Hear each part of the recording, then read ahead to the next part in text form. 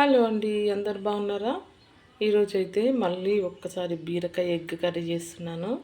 దానికోసం అయితే ఇదిగోండి, ఒక హాఫ్ కేజీ వరకు బీరకాయలు కట్ చేసుకున్నాను. ఒక 4 పచ్చిమిర్చి తీసుకున్నా, ఒక 2 టమాటాలు, ఒక ఉల్లిగడ్డ కట్ చేసి పక్కన పెట్టుకున్నా. అట్లనే ఇదిగోండి, ఒక 4 వరకు ఎగ్స్ అయితే తీసుకున్నా. ఇప్పుడు బీరకాయ ఎగ్ కర్రీ చేద్దాం. కర్రీ చేయడం కోసం అయితే స్టవ్ పైన గిన్నె పెట్టుకొని ఆయిల్ అయితే వేసుకున్నా. ఎప్పట్లాగే 2 పావులు ఆయిల్ అయితే వేసుకున్నాను. ఆయిల్ వేడవుతుంది. ఇప్పుడు ఇందులో అయితే కట్ చేసుకున్న ఉల్లిగడ్డలు వేసుకుంటా.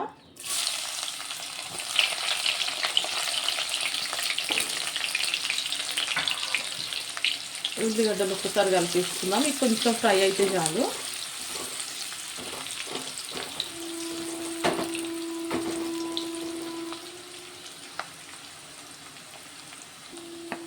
ఇప్పుడు ఉల్లిగడ్డలు అయితే కొంచెం ఫ్రై అయిపోయినాయి. ఇందులో అయితే బీరకాయ వేసుకుంటున్నా. బీరకాయ, పచ్చిమిర్చి,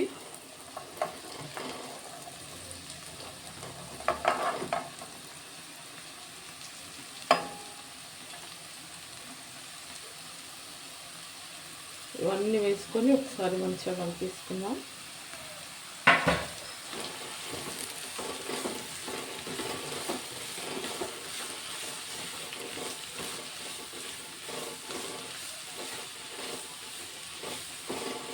ఇందులో అయితే ఇప్పుడే కొంచెం అల్లం వెల్లుల్లి పేస్ట్ వేసుకుంటా.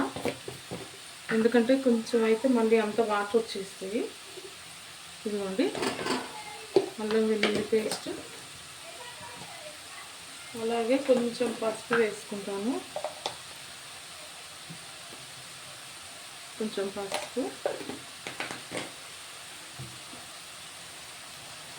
ఇవన్నీ వేసుకొని ఒకసారి కలిపేసుకుంటాం.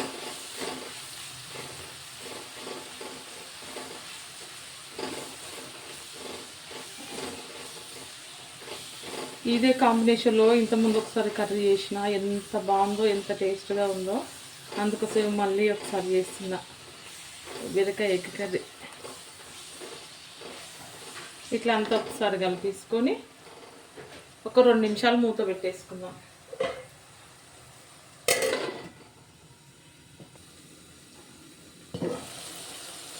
బీరకాయలు అయితే మంచి ఫ్రై అయిపోతున్నాయి.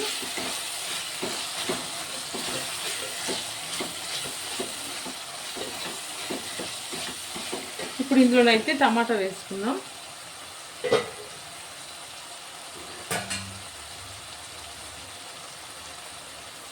ఒక 2 టమాటాలు అయితే కట్ చేసి పెట్టిన, ఈ టమాటాలు వేసుకుంటున్నాం.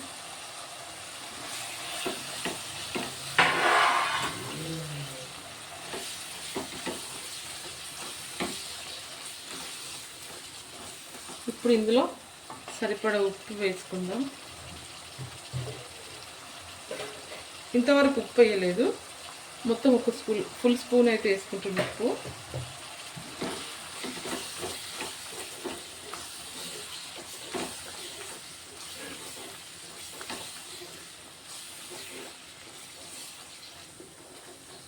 టమాటాలు కొంచెం మెత్తగా అవ్వాలి. అప్పటి వరకు మళ్ళీ ఇంకొక 2 నిమిషాలు మూత పెట్టేసుకుందాం.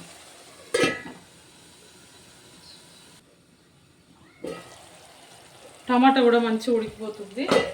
ఇప్పుడు ఇందులో అయితే కొంచెం కారం వేసుకుంటా.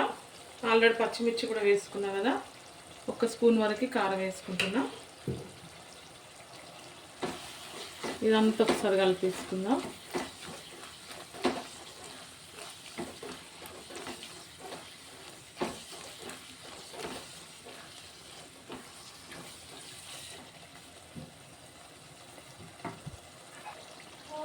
ఇప్పుడు ఇందులో కొంచెం చికెన్ మసాలా వేసుకుంటున్నా, అలాగే కొంచెం ధనియాల పౌడర్ వేసుకుంటున్నా. వేసుకొని ఒక్కసారి కలిపేసుకుందాం. బీరకాయ అయితే మంచిగా ఉడికిపోయింది.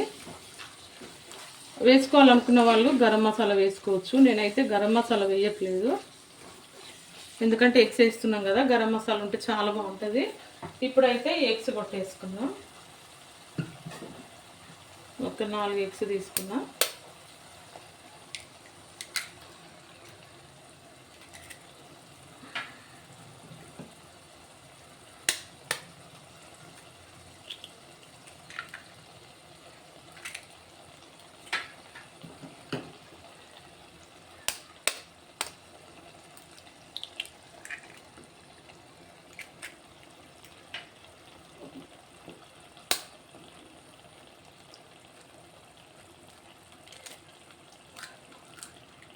ఇదిగోండి ఇట్లయితే ఒక 4 ఎగ్స్ అయితే సారీ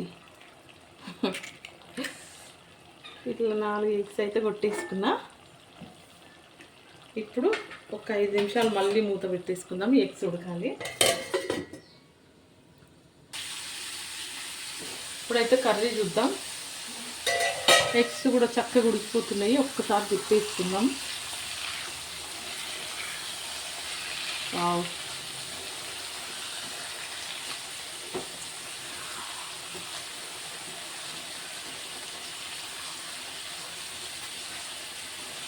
ఇట్లా రెండోసారి అయితే తిప్పుకున్నా ఎగ్స్.